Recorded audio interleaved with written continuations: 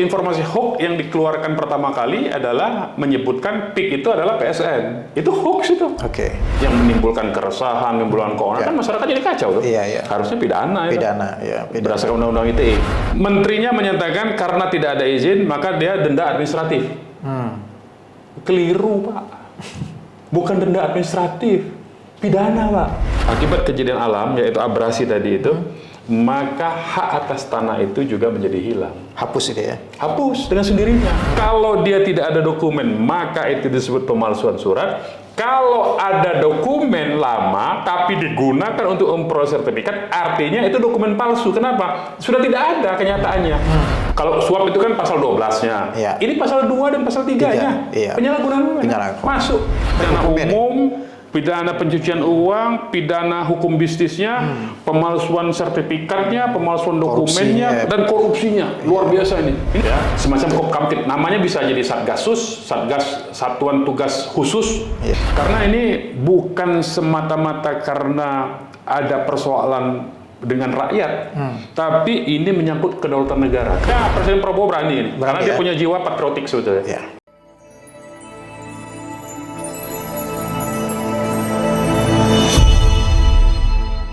Bismillah, kita mulai. Assalamualaikum warahmatullahi wabarakatuh. Waalaikumsalam warahmatullahi Kembali wabarakatuh. lagi di YouTube channel Halo Pengacara yang akan mengulas isu-isu yang muncul atau menjadi polemik di masyarakat yang akan diulas dari kacamatanya pengacara. Dan pengacara yang sudah hadir bersama kita pada kesempatan kali ini adalah pengacara senior, bisa dibilang gitu, senior, praktisi hukum, dan junior. dan beliau adalah Bang Haji Munarman, SH. Sehat kabar ya Bang? Alhamdulillah. Alhamdulillah. Terima kasih sudah bisa hadir di kanal YouTube Halo Pengacara. Ini saya akan meminta Abang meminta pendapatnya, ulasannya, analisanya terkait dengan ini. Ada satu tulisan Abang ya. Terkait dengan PSN, khususnya lagi PIK 2 ya, yang sudah dimuat di salah satu media online yang di sini judulnya sertifikat bodong. Aspal adalah pidana korupsi atau organized crime gitu ya, kejahatan korporasi, terorganisasi. Baik, tapi sebelum kita mengulas kaitan sertifikat bodong ini dengan pidana korupsi yang Abang sebut sebagai pidana pokok ya, predikat crime-nya, dan juga ada pidana-pidana lain yang mengikuti. Kita pengen tahu dulu nih, sebenarnya kalau dari analisa advokat nih ya, khususnya Abang yang terkait dengan PIK 2 atau PSN-nya PIK 2, itu ada persoalan hukum apa sih sebenarnya yang ada di sana sebenarnya? Ya, jadi kalau kita lihat dari payung hukumnya dulu ya. Ini kan sebetulnya ada keanehan dan kejanggalan dalam penetapan PSN ini. Kenapa ada kejanggalan? Karena PSN ini awal mulanya itu kalau saya tidak salah ingat tahun 2016 ya, dikeluarkan, ditetapkan itu berbagai proyek pemerintah pusat yang disebut dengan PSN itu hanya melalui instruksi presiden. Ya kan? Nah, setelah dari instruksi presiden itu yang menyebutkan untuk mempercepat pelaksanaan dari berbagai macam proyek yang disebut dalam nomenklaturnya itu adalah PSN, baru kemudian setelah itu dibuatkan peraturan pemerintah. Peraturan pemerintahnya ini yang lucunya juga adalah cantolannya itu langsung ke Undang-Undang Dasar 45. Oh gitu? Kalau saya tidak salah ingat tuh ya, di peraturan pemerintahnya itu. Nah, baru setelah peraturan pemerintah keluar, barulah kemudian dalam pengertian ini ya, barulah keluar undang-undangnya, yaitu Undang-Undang Cipta Kerja tahun 2020 ya, yang kemudian diperpukan sebetulnya, ya kan? Yang tadinya undang-undang itu sudah dibatalkan kan oleh MK dengan tenggat waktu 1 tahun untuk pemerintah memperbaiki itu, tapi tidak diperbaiki, tapi diperpukan. Nah, disitulah ada pasal yang sebetulnya di undang-undang yang lama jadi cantolan Perpu itu, tapi kan undang-undangnya dibatalkan, baru dibikin Perpu kan. Jadi PP ini sebetulnya sudah kehilangan cantolan. Nah, kan. Nah, di situ disebutkan salah satu pasalnya itu menyebutkan kemudahan investasi. Ya, nah itu poin pertama. Artinya payung hukum dari PSN, nomenklatur yang disebut PSN ini sudah kacau balau sejak awal. Karena dimulai dari Inpres kan, bukan dari undang-undangnya dulu. Nah, itu menunjukkan ini proyek sebetulnya bukan didesain dalam kerangka yang sistematis, tapi berdasarkan usulan-usulan dari praktek bisnis sebetulnya. Nah, itu yang saya mau sebutkan ya. Jadi ini praktek bisnis, di mana praktek bisnis ini kemudian mempengaruhi kebijakan. Nah, ini format relasinya itu begitu. Relasinya itu. Jadi bukan pemerintah bersama dalam hal ini pemerintahan ya, negara dalam hal ini pemerintah eksekutif bersama legislatif DPR, pemerintah membuat usulan rencana pembangunan yang sistematis, blueprint lah gitu ya, blueprint macam gitu ya, atau kalau di zaman SBY itu RPJMP, rancangan pembangunan jangka panjang ya, ada jangka menengahnya, kemudian ada jangka pendeknya ya. Nah, dibuat itu, tapi ini tidak langsung tiba-tiba eksekutif membuat instruksi untuk mempercepat yang disebut PSN. Nah, berarti naik kelas dong Bang sebenarnya Bang. Dari instruksi presiden naik kepada undang-undang. Sebetulnya proyeknya itu tidak dinaikkan, tidak disebutkan di dalam undang-undang. Tapi di undang-undang itu hanya menyebutkan bahwa untuk ada pasal yang menyebutkan untuk memberikan kemudahan bagi pihak swasta dalam menanamkan investasi di Indonesia. Sebetulnya itu saja.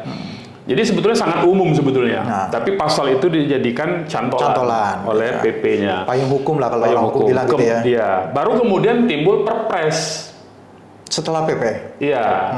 Jadi ada Perpres ya, di mana Perpres itu kemudian baru keluar lebih kurang tahun 2020-an juga sebetulnya ya. Maaf saya potong. Berarti tadi dari Inpres, kemudian ada PP, dibuat undang-undangnya PP dulu ya, atau undang-undang dulu ya Cipta Kerjanya? Sebetulnya Cipta Kerja dulu. Cipta Kerja, kemudian undang-undang dibuat PP. Undang-undang Cipta Kerja dibatalkan. Baru dibuat undang-undang Cipta Kerja yang baru. Cipta Kerja yang baru dibuat kemudian Perpres itu. Begitu ya. Nah, baru Perpres, kemudian dari Perpres ini baru turun kemudian menjadi peraturan Menko Perekonomian. Permenko Perekonomian ya. Nah, di Permenko Perekonomian inilah ada, kalau saya tidak salah ingat itu ada 4 Permenko kalau tidak salah itu ya. Ada 4 Permenko yang disitulah menyebutkan daftar. Tadinya sebetulnya Perpres. Daftar apa yang disebut dengan proyek-proyek PSN itu disebutkan dalam Perpres. Tapi kemudian Perpres itu mendelegasikan untuk perubahan Perpres ini dilakukan melalui Permenko. Nah, pada titik ini sebetulnya terjadi juga kekacauan sistem hukum. Di downgrade lah itu ya. Iya, artinya Perpres menyediakan dirinya untuk diubah dengan peraturan yang lebih rendah dari dirinya. Nah, itu kan sebetulnya tidak boleh. Artinya sebelumnya daftar PSN itu ada di PP, di Perpres. Kemudian diturunkan oleh Perpres itu sendiri yang menyatakan untuk mengubah diri saya, yaitu Perpres itu, maka silakan pakai Permenko. Itu sebetulnya pelanggaran terhadap AUPB, azas-azas pemerintahan umum yang baik sebetulnya. Karena apa? Azas hukum itu sebuah peraturan perundang-undangan itu hanya bisa diubah dengan peraturan perundang-undangan yang sejajar, yang setara. Tidak boleh di bawahnya. Karena di yang bawah itu adalah peraturan pelaksana posisinya. Ya kan, atau yang di atasnya sekalian membatalkan ini semua. Nah, jadi itu kekacauannya di situ sebetulnya. Karena apa? Karena sebetulnya PSN ini digunakan ya, dimanipulasi, disalahgunakan ya antara investor, oligarki ya, yang jahat, ada juga oligarki yang tidak jahat sebetulnya ya. Tapi yang namanya oligarki pasti negatif lah, karena istilah oligarki itu sebetulnya mengacu kepada sekelompok pemodal yang mengendalikan negara sebetulnya. Jadi itu aja sudah negatif definisinya itu ya. Jadi tidak ada, kalau yang pebisnis biasa dia sebutnya pebisnis bukan oligarki. Dia nggak mau ikut campur dalam urusan politik ya. Tapi artinya begini, PSN ini adalah coveringnya. Justifikasi sebetulnya.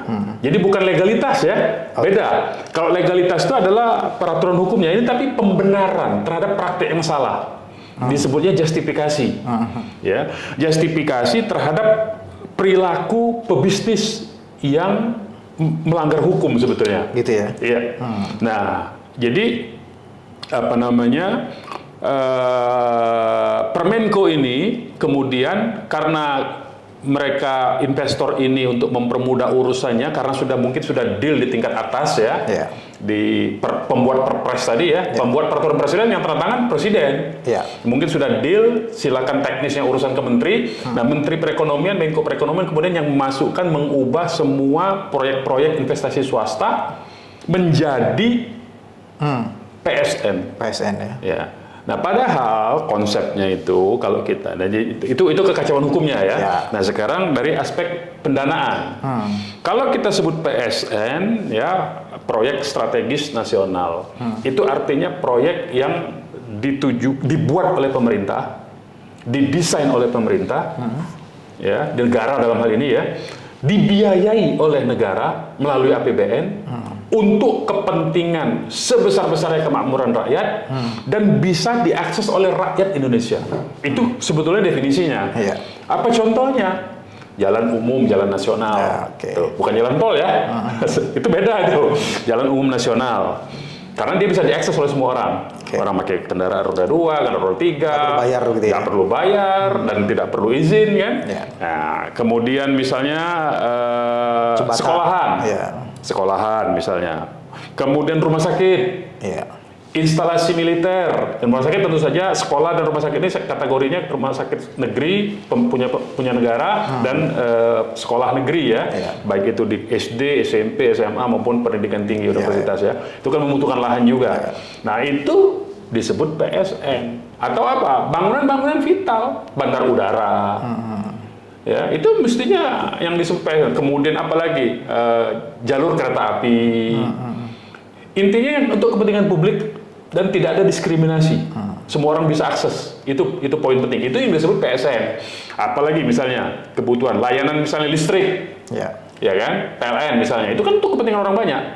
Kemudian apalagi air minum, PDAM. Penyediaan waduknya, saluran irigasinya, itu semua PSN itu, kategori itu.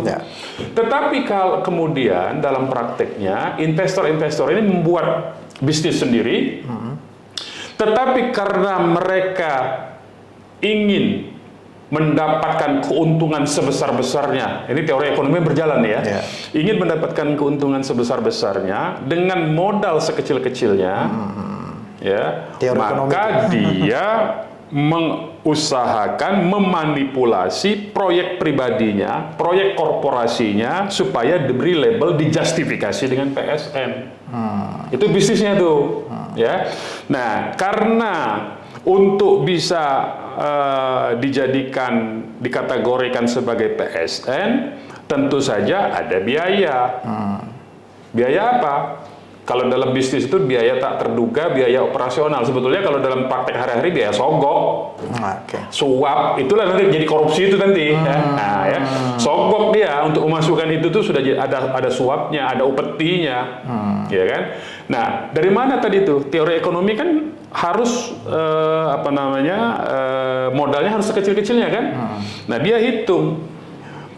Karena itu dia sediakan, alokasikan dana untuk nyuap ini, untuk membeli hukum, untuk membeli perlindungan dari negara dan aparat negara, untuk membeli segala macam fasilitas dari negara melalui pejabat-pejabat yang korup tadi.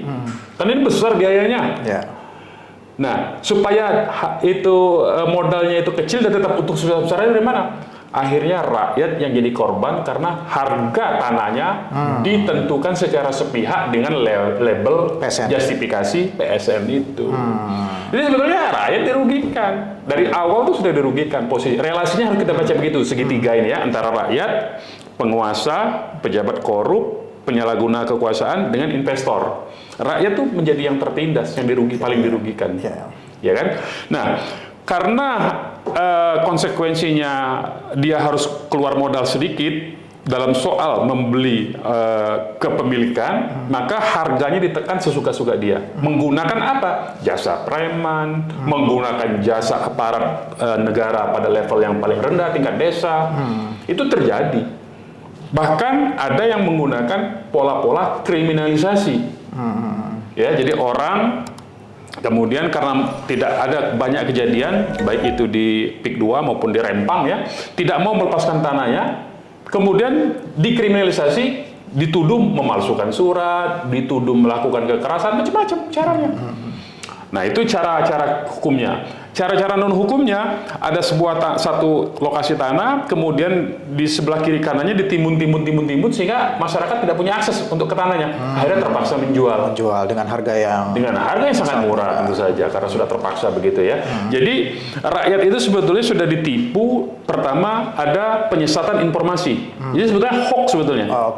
Seolah-olah itu PSN, padahal itu bukan PSN, ya kan? Nah, jadi yang saya mau katakan, dengan relasi bisnis begitu, mereka mendompleng nama PSN, ada persoalan lebih lanjut, yang disebut PSN itu juga, itu bukan kawasan pemukiman, tapi hanya sebagian kecil, dalam konteks misalnya, Rempang dan PIK 2, itu kan kebutuhan industrinya, misalnya di PIK 2 itu hanya kebutuhan untuk pariwisata, ekoturism namanya, pariwisata.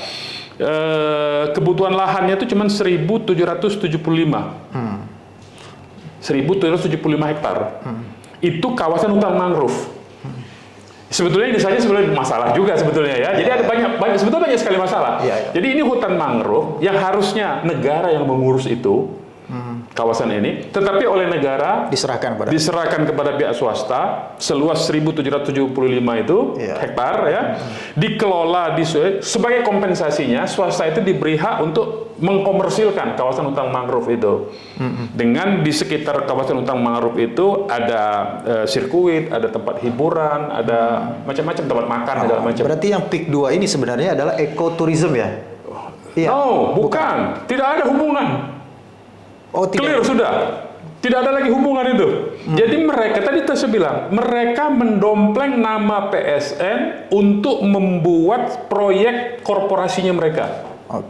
Jadi yang disebut proyek strategis nasional dalam konteks PIK 2 itu adalah ekoturism yang 1.775 hektar. Dan itu kawasan mangrove. Dan itu bukan PIK namanya. Bukan PIK itu? Bukan PIK 2. Proyeknya namanya bukan proyek PIK 2. Nama proyeknya Ekoturism Tropical Coast. Tapi dia ada di dalam wilayah yang tadi diklaim PIK itu bukan? PIK 2 itu bukan? Bukan di dalam.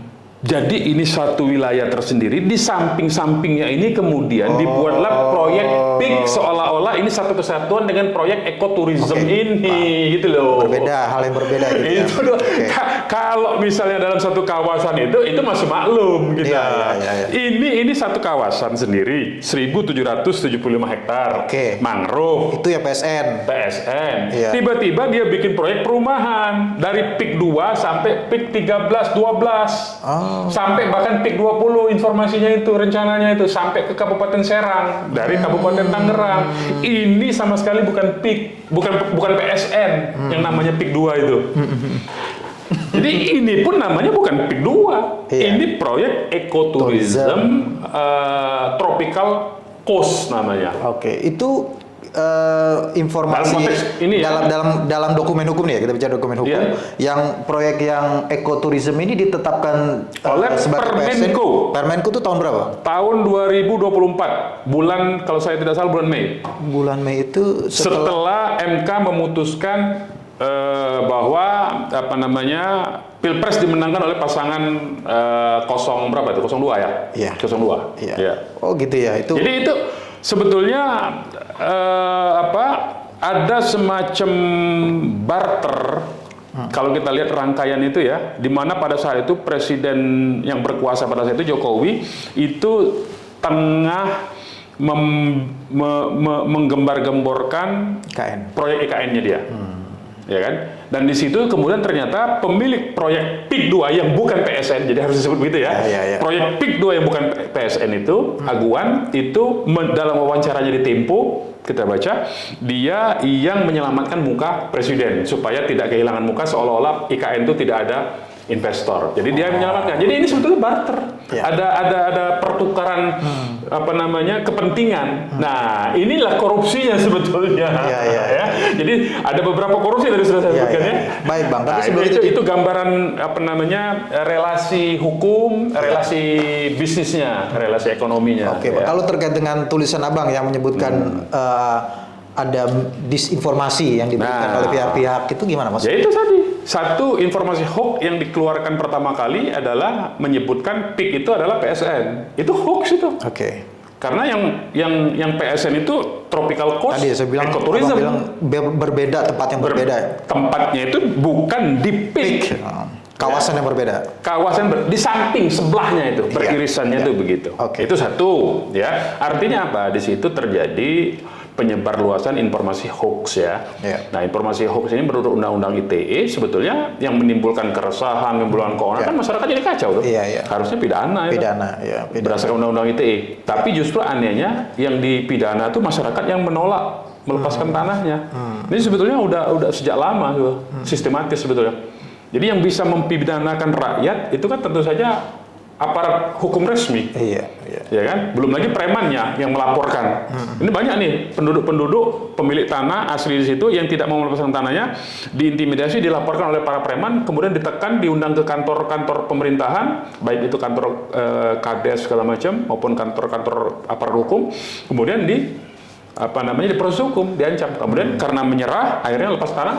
Dengan imbalan kasusnya tidak diproses. Nah, itu pertama ya, hoaxnya itu ya. Itu hoax yang pertama. Nah, hoax yang kedua sebetulnya. Nah, sebelum nyampe ke situ dulu, ini jangan kita masuk ke ini karena tulisan saya itu khusus untuk kasus PIK 2 ya. Tapi kalau kita lihat dalam konteks Indonesia itu Cak Nun itu sudah sejak tahun 2018 sudah menyebutkan ada 34 titik pantai yang direklamasi sebetulnya. Saya udah dengar. Yang dijadikan semacam proyek untuk reklamasi pantai. Ya kan? Mulai dari Sumatera sampai ke timur Indonesia ya. Dari barat ada 34, kemudian juga ada ratusan kalau tidak salah.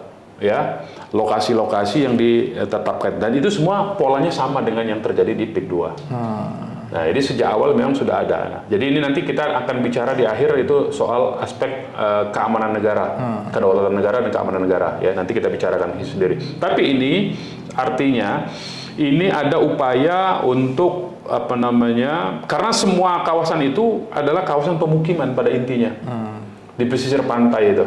Itu kawasan pemukiman yang akan mengisi pemukiman eksklusif. Hunian-hunian eksklusif, koloni kalau saya sebut dulu, di tulisan saya sebelumnya itu saya sebut koloni ya. Yang akan mengisi koloni-koloni yang dibangun oleh pengembang-pengembang yang mengatasnamakan, memanipulasi proyek pemukiman menjadi seolah-olah PSN itu semua penghuninya bukan dari rakyat Indonesia. Karena itu mereka secara resmi di iklan-iklannya mengundang warga negara Cina. Ya, warga negara Cina. Kita sebut warga negara Republik Rakyat Cina. Diundang karena iklannya menggunakan bahasa Mandarin, bahasa Cina, mengundang untuk membeli rumah di situ. Nah, peraturannya sudah disiapkan sebelumnya oleh Presiden. Presiden sebelumnya ya, sudah menyiapkan, kalau dulu kan di Undang-Undang UPA itu tidak boleh warga negara asing memiliki hak atas tanah kan. Tapi kemudian ini diperbolehkan. Iya, dengan Perpres kalau tidak dengan Perpres kalau saya tidak salah. Jadi itu pelanggaran terhadap undang-undang. Jadi ini mesti diusut dari awalnya sebetulnya. Korupsi ini besar-besaran ini, bukan ini. Nah, itu yang perlu kita waspadai ya. Artinya memang ada pejabat tinggi negara yang menjual tanah air, mengkhianati tanah air dalam bentuk menjual tanah air baik dalam arti harafiah. Jadi kan tanahnya memang dijual, airnya memang dijual, pasir memang dijual secara fisik itu, maupun dalam pengertian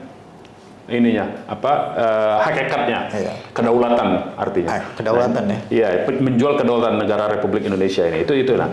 Nah, jadi itu yang nanti kita bicarakan ya. Nah, terkait dengan kita masuk soal sertifikat, sebelum sertifikat, Saya mau ini dulu, ada poin tentang pagar bambu, ya kan, yang di laut. Ya, yang ramai ya. Ya, itu kan kalau informasi yang kita dapatkan jaraknya dari bibir pantai, dari garis pantai itu sampai ke laut pagar itu lebih kurang sekitar 2-3 kilo ya, kalau saya tidak salah. Ya kan, antara 2-3 kilo lah ya jaraknya itu. Nah, terhadap pagar bambu itu sendiri, yang kita herankan itu kan sebetulnya kalau dia wilayah laut, wilayah pesisir laut ya, lewat pesisir pantai, kepulauan kecil, pesisir pantai dan laut, itu kewenangannya ada di Kementerian Kelautan dan Perikanan. KKP itu ya. Ya. Nah, yang anehnya itu, ini kan sudah terbuka nih dalam beberapa hari ini. Menteri KKP-nya sendiri sudah menyatakan itu tidak ada izin. Oke. Nah, itu sebetulnya, sementara yang lucunya juga, yang kita perhatikan, menterinya menyatakan karena tidak ada izin, maka dia denda administratif. Keliru, Pak. Bukan denda administratif, pidana, Pak. Pidana ya? Menurut Undang-Undang 32 tahun 2014 tentang kelautan, pasal 47. Oke, kita tampilin di sini nanti ya. Ya, nanti ditampilkan ya. Undang-Undang 32 tahun 2014 tentang kelautan, pasal 47, bahwa setiap kegiatan di wilayah laut itu harus memperoleh izin. Nah, sekarang menurut Jungto pasal 49-nya, kalau ada kegiatan di laut tanpa izin, maka ancaman hukumannya itu 6 tahun dan denda 20 miliar, Pak. Wow. Bukan 18 juta per kilometer. Ini juga penyesatan informasi sebetulnya. Jadi menterinya sendiri sebetulnya menyesatkan informasi. Nah, karena nggak mungkin, itu kan sudah dikerjakan. Pagar bambu itu saja sebetulnya itu sudah mencuat 7 bulan yang lalu. Sudah mulai diposting di medsos. Tapi tidak seramai sekarang. Tapi tidak direaksi karena kan kalau kita lihat teorinya zaman Jokowi itu, biarkan saja. 7 bulan lalu itu belum pemerintahan sekarang. 7 bulan lalu itu. Jadi pemerintahan Jokowi itu punya prinsip, kalau ada permainan medsos informasi oleh kelompok masyarakat sipil, maka diabaikan saja, nanti akan mengecil. Karena itu mereka menandingnya itu dengan membuat booming informasi isu lain supaya isu ini tenggelam. Itu cara pemerintahan Jokowi. Ya, nah dari situ aja sudah kelihatan sebetulnya. Ya, nah dulu sudah pernah diungkap itu sejak 7 bulan yang lalu. Berarti ini sudah dikeluhkan. Sudah 7 bulan yang lalu. Sudah 7 bulan yang lalu sudah dikeluhkan oleh masyarakat, ya kan? Dan pembuatan pagar itu jauh sebelum 7 bulan yang lalu. Ya, mulai dari beberapa tahun sebelumnya, karena itu bukan pekerjaan yang sehari dua hari selesai, ya kan? Nah, itu jadi satu. Jadi dia tanpa izin melakukan kegiatan pemagaran, yang pemagaran itu yang tadinya, nah ini sekarang lagi, tadi informasi penyesatan bahwa ini adalah PSN, ternyata bukan, itu satu hoax sendiri ya. Informasi yang disesatkan kembali soal hoax itu adalah, tadinya kan mereka menyatakan tidak tahu itu siapa punya pagar itu yang menanam, dan itu dilakukan swadaya oleh nelayan, dan kemudian itu untuk budidaya kerang. Kemudian berubah lagi untuk mencegah abrasi, macam-macam. Hoax kan ternyata. Ternyata itu pagar bambu yang jaraknya 2-3 km dari bibir pantai, itu adalah untuk ancar-ancar patokan mereka melakukan pengurukan, mereklamasi pantai untuk dijadikan kawasan perumahan. Oh, ini hoax yang berikutnya ini sudah. Ya, jadi ini saja sudah dapat pidana sebetulnya. Sudah ada 2 pidana. Pidana menyebarluaskan seolah-olah PIK 2 itu PSN, padahal bukan. Pidana yang kedua itu ITE ya, hoax itu adalah seolah-olah itu pagar bambu itu untuk budidaya kerang, untuk abrasi segala macam, itu ternyata bukan. Bahkan menterinya sendiri menyatakan sebelum mengoreksi yang terakhir, ya, kan tadinya kan menterinya menyatakan bahwa itu bambu untuk menahan abrasi. Nanti akan terjadi reklamasi secara alami. Itu butuh 100 tahun, Pak. Untuk bisa itu jadi daratan secara alami itu. Sudah nggak ada dong, Pak, menteri. Iya, udah nggak ada. Jadi itulah hoaxnya sebetulnya dilakukan oleh menterinya sendiri sebetulnya. Ada hoax lain yang terkait dengan dugaan hoax yang terkait dengan katanya tanah hoax itu, ketiga ya. Ya. Hoax ketiga sekarang. Tanah itu sebenarnya dulu daratan. Ya, jadi hoax kedua tadi soal pagar bambunya. Ya. Dan itu ternyata pidana ya, karena tanpa izin.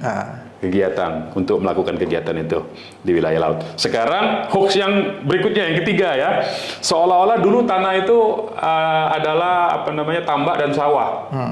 Artinya kalau ini bibir pantai, ya ini daratan, meja ini daratan, ini bibir pantai sini. Artinya dulu mereka mengasumsikan ini adalah daratannya sampai sini dulu, ya kan? Oke, kita gunakan logika mereka. Sekarang kita pinjam logikanya mereka. Dia pagar bambu, yang tadinya ini adalah disebut sawah dan tambak. Oke. Nah sekarang, apakah boleh yang dulunya tanah, ini logika mereka kita pakai ya, yang dulunya tanah berupa sawah dan tambak, tapi kemudian kena abrasi menjadi laut, apakah tetap boleh disertifikatkan? Itu pertanyaannya.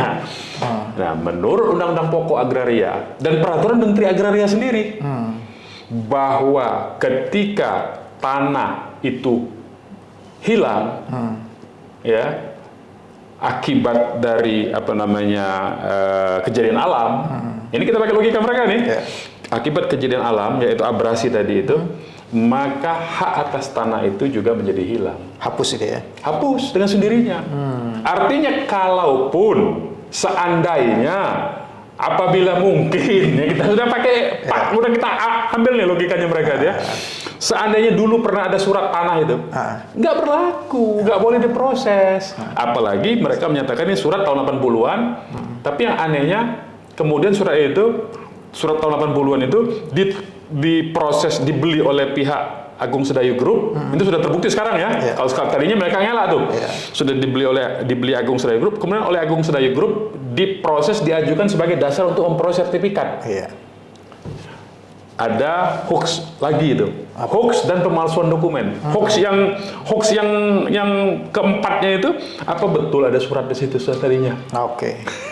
Itu satu ya. Itu satu hal ya. Kalaupun ada, misalkan surat itu menjadi tidak berlaku. Ya, artinya kalau dia tidak ada dokumen, maka itu disebut pemalsuan surat.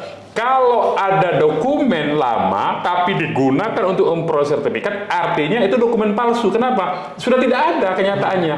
Jadi menggunakan dokumen yang berisi keterangan palsu untuk memproses suatu hak, yaitu sertifikat. Pidana ya? Pidana Pak. Pasal 263, 266 itu. Pidana umum itu. Pemalsuan ya? Pemalsuan dokumen dia. Jadi udah banyak tuh hoax, itu pidana undang-undang ITE, pidana korupsi, pidana pemalsuan dokumen, kemudian ada pidana juga lain, pidana penipuan. Penipuan ya? Penipuan. Kenapa penipuan? Masyarakat tadinya tahunya itu PSM. Makanya terpaksa harus menjual. Sebab kalau tidak dijual, uang ganti ruginya ditaruh di pengadilan, posisinya sih diiming-iming begitu, ditakut-takutin begitu. Ketipu kan? Penipuan, berarti tidak sah semua tuh. Artinya sih kita mau katakan, semua proses transaksi yang terjadi di proyek PIK 2 itu semua itu ilegal, batal demi hukum. Rakyat itu berhak memperoleh kembali tanahnya. Sekarang korelasinya Bang, antara tadi katakanlah jadi pidananya sudah banyak nih. Ya, pidananya udah banyak nih ya. Dan dia menggunakan yang dokumen tadi 1940. Katakanlah itu palsu gitu ya. Nah, Abang mengatakan kalau itu palsu. Katakanlah dokumennya ada. Itu dulu. Kita pakai logika mereka. Katakan dokumennya pernah ada tahun 85. Katakan. Tetapi kemudian tanahnya kan sudah tidak ada, musnah. Maka dokumen itu menjadi tidak berlaku. Artinya dokumen itu tidak sah lagi untuk digunakan sebagai kepemilikan, dasar kepemilikan. Sebagai alas hak untuk memproses sertifikat. Nggak boleh lagi. Itu satu. Apalagi dokumennya memang tidak ada. Palsu. Memang diada-adakan terus. Palsu kan? Palsu, jelas. Kalau dia palsu, nah kaitannya dengan tulisan Abang, apa korelasinya dengan korupsinya Bang? Bagaimana gitu? Ya, sekarang begini. Yang mengeluarkan dokumen siapa? BPN. Bukan. Yang mana nih? Dokumen yang tahun 85. Kepala desa ya? Desa. Kepala desa itu penyelenggara negara atau bukan? Pejabat publik atau bukan? Artinya dia masuk kategori penyalahgunaan kewenangan. Penyalahgunaan kewenangan. Itu satu korupsinya. Artinya mulai dari korupsi pada level kepala desa, pada level tingkat desa, baik itu staf desa maupun kepala desanya, yang menerima uang. Nggak mungkin dia mengeluarkan itu dokumen tanpa ada uang. Yang mengeluarkan yang menerima uang itu sudah kategori korupsi. Ya, baik yang memberi uang maupun yang menerima uang itu kategori pelaku tindak pidana korupsi. Suap. Suap dan kalau suap itu kan pasal 12-nya. Ya. Ini pasal 2 dan pasal 3-nya. Iya. Penyalahgunaan masuk. Jadi modusnya, jadi sebetulnya ini bisa KPK ini masih bukan. Tidak ada KPK merasa memiliki kewenangan, itu masalahnya. Itu problemnya. Harusnya KPK proaktif masuk ini karena ini pidana korupsi. Jelas ini modusnya dengan cara pemalsuan dokumen segala macam. KPK itu bisa menggunakan dua instrumen loh. Undang-undang tidak pidana korupsi dan undang-undang pencucian uang. Iya, karena itu kan dari hasil penipuan, dari hasil pemalsuan dokumen, menghasilkan uangnya kan ditanam di mana-mana, diselundupkan seolah-olah itu dimasukkan ke dalam laporan keuangan dari si perusahaan, kemudian masuk ke kemana? Masuk ke bursa efek. Uangnya sudah dicuci lewat proses itu, masuk ini. Kalau analisa Abang, itu pada level desa loh. Belum lagi yang kita bicara soal korupsi pada level sertifikat. Saya bicara tadi korupsi pada level tingkat desa yang mengeluarkan dokumen tahun 85. Yang mengeluarkan sertifikat siapa? BPN kan?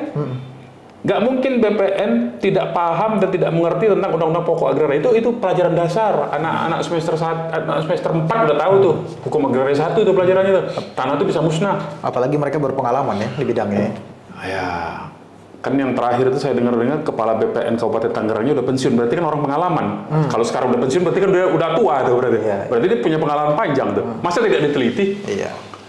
Nah, pertanyaannya sekarang, itu kan kewenangan kepala BPN di tingkat kota kabupaten itu kan hanya sebatas paling tinggi kalau saya tidak salah ingat 5 hektar untuk HGB. Ya. Kalau 5 sampai 25 hektar itu ada di tangan kepala BPN wilayah provinsi. Di atas 25 hektar itu menteri.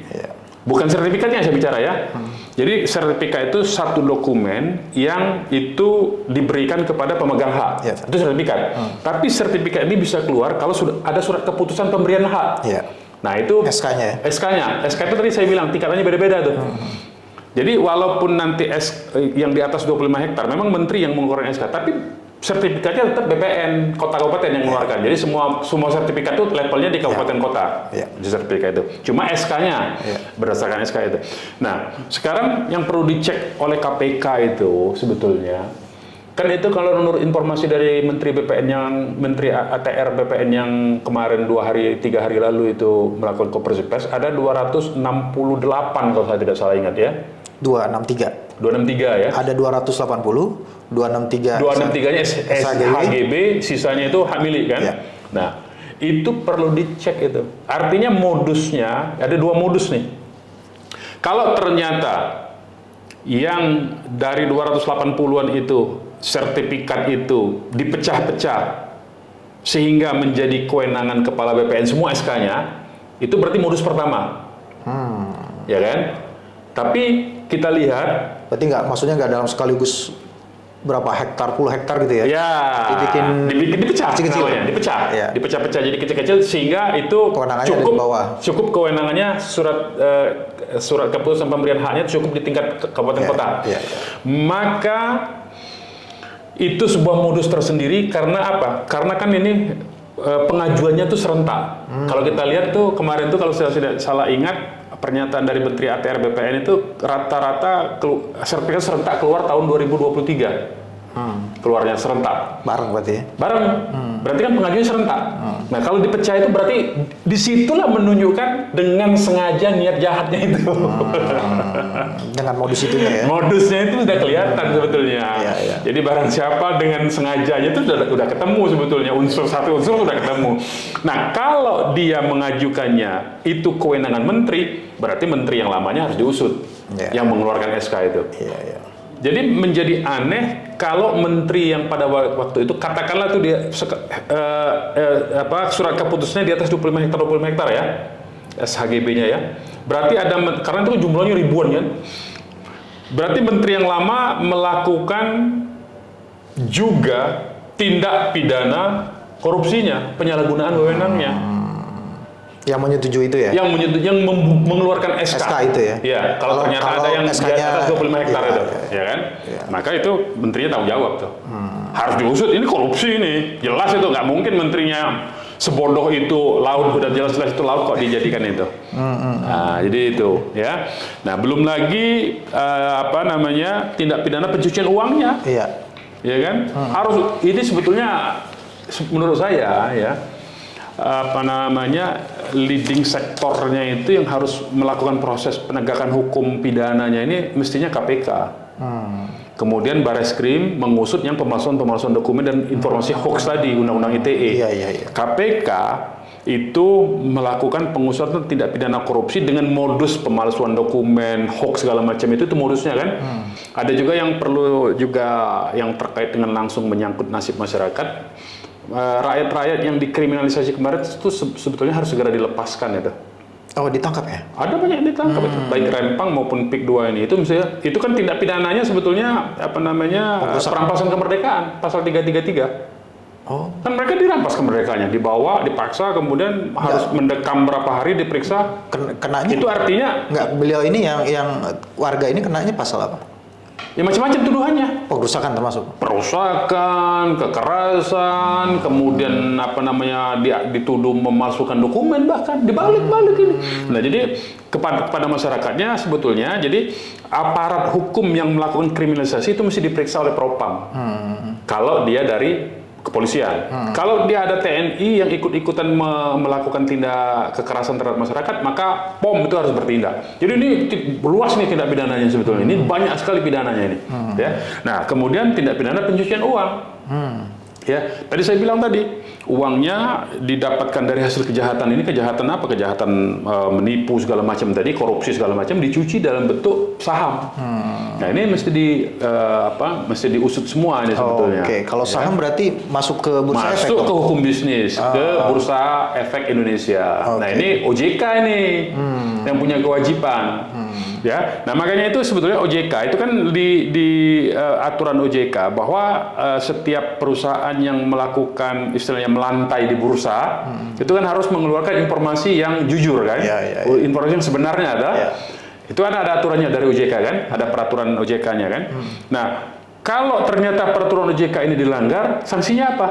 Ya mesti paling tidak disuspend, dihentikan dulu perdagangan sahamnya. Sanksi yang paling kuat itu adalah delisting, di blacklist dia. Dikeluarkan dong dari. Keluarkan. Karena apa? Karena ini dari hasil kejahatan, Pak. Ini nggak boleh dibiarkan ini. Berbahaya ini kalau dibiarkan. Karena apa? Karena ini akan merusak kepercayaan investor terhadap bursa efek, bursa saham Indonesia. Kalau tidak ada tindakan.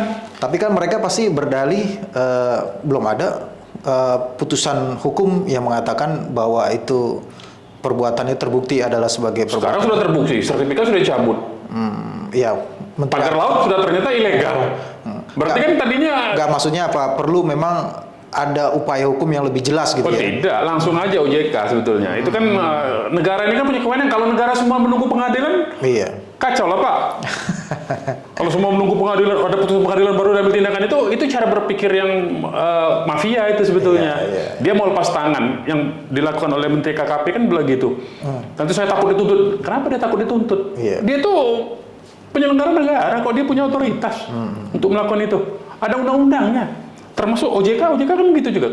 Siapapun emiten yang melantai di bursa saham tidak menyertai dengan informasi yang sejujurnya, dengan informasi lapangan termasuk aset dia, cash flow-nya segala macam, maka itu harusnya disangsikan.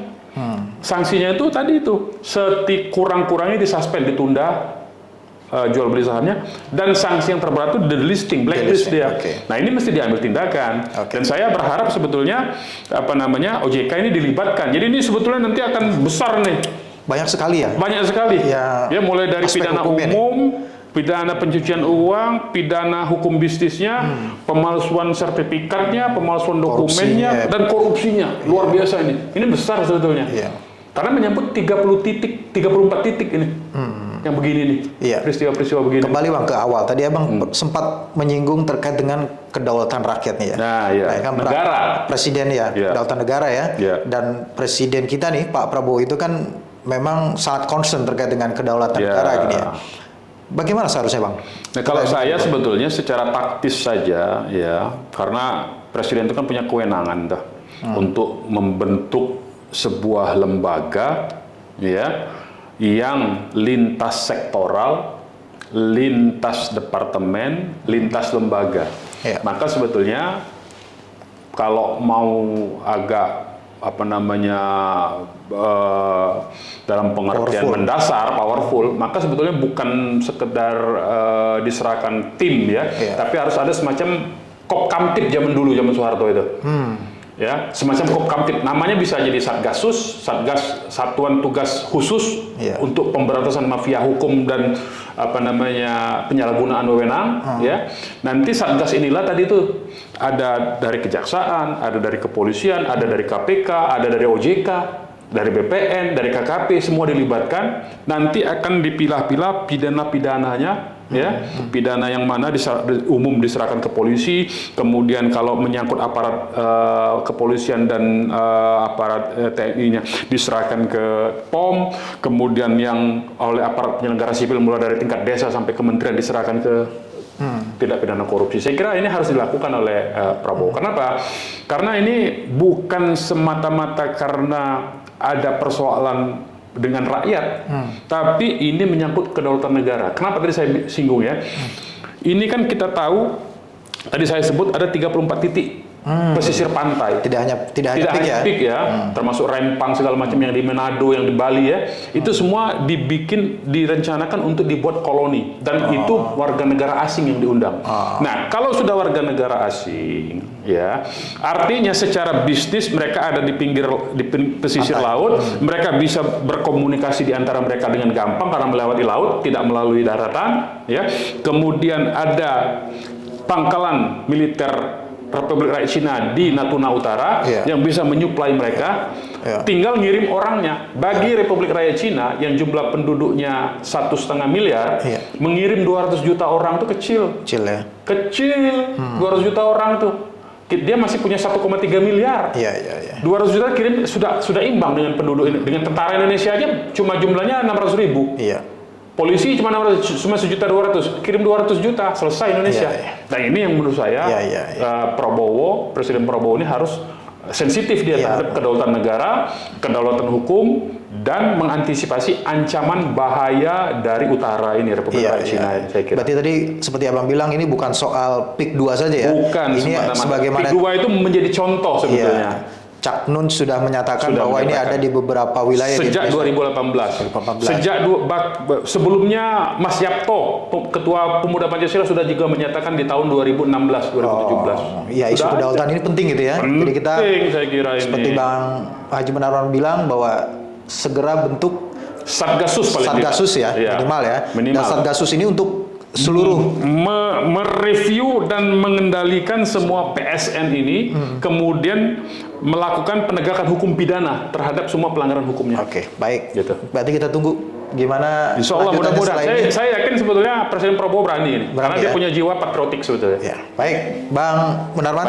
Terima kasih atas analisanya, atas penjelasannya yang luar biasa, cukup panjang juga dan mendetail gitu ya. Mudah-mudahan bisa dipahami oleh masyarakat, khususnya sahabat Halo Pengacara, sehingga bisa melihat kasus PIK 2 ini tidak hanya sebatas kasus PIK 2, tapi ini mengenai isu terkait dengan kedaulatan negara, khususnya ada beberapa proyek-proyek lagi yang memang sudah disebutkan oleh Cak Nun dan juga Pak Yapto tadi ya ada di seluruh Indonesia yang perlu direview kalau kata Bang Munarwan gitu ya. Baik, makasih sekali lagi Bang Munarwan, terima kasih sahabat Halo Pengacara yang sudah menyaksikan video ini sampai dengan selesai. Jangan lupa dukung terus Halo Pengacara, subscribe YouTube channel Halo Pengacara dan nyalakan loncengnya supaya terus mendapatkan notifikasi video-video terbaru dari Halo Pengacara. Terima kasih. Assalamualaikum warahmatullahi wabarakatuh. Waalaikumsalam warahmatullahi wabarakatuh.